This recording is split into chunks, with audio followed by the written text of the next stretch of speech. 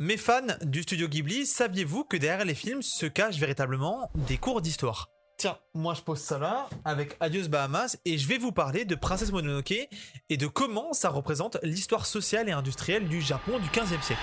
Car Princesse Mononoke n'est pas juste un film d'animation avec des dieux loups, hein, c'est bien plus compliqué que ça. Contexte historique, on est au Japon, période Muromachi, donc environ 14e, 15e siècle. On est dans un pays qui est fragmenté entre des seigneurs féodaux qui sont en guerre permanente. Sauf que dans ce chaos politique, il y a quelque chose d'absolument inédit qui va émerger, des communautés économiques et autonomes qui vont s'organiser complètement en dehors de la hiérarchie féodale. Des marchands, des artisans, carrément des gens sans statut vont commencer à créer à leur tour leur propre ordre. Et c'est exactement ce que représente la ville d'Ironton dans Princesse Mononoke. Et Eboshi n'est pas un anachronisme, elle est une figure possible de la période Muromachi. Et d'ailleurs, les forges Tatara que montre Miyazaki sont bien réelles. Cette technique de fusion du fer par soufflerie était à son apogée exactement à cette période. Et une seule opération mobilisait des dizaines de travailleurs pendant environ 72 heures. Les archives de la province d'Izumo, principal centre de production de fer au Japon, documentent une déforestation massive sur plusieurs siècles. Donc Miyazaki ne fait pas uniquement un clin d'œil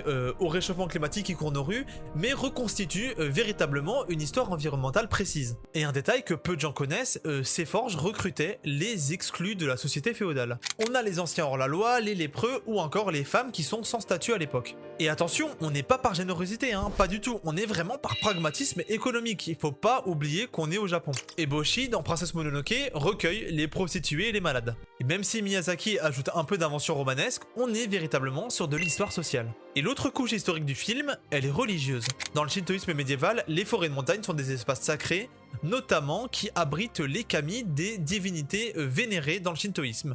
Des esprits également, représentés parfaitement dans Princesse Mononoke.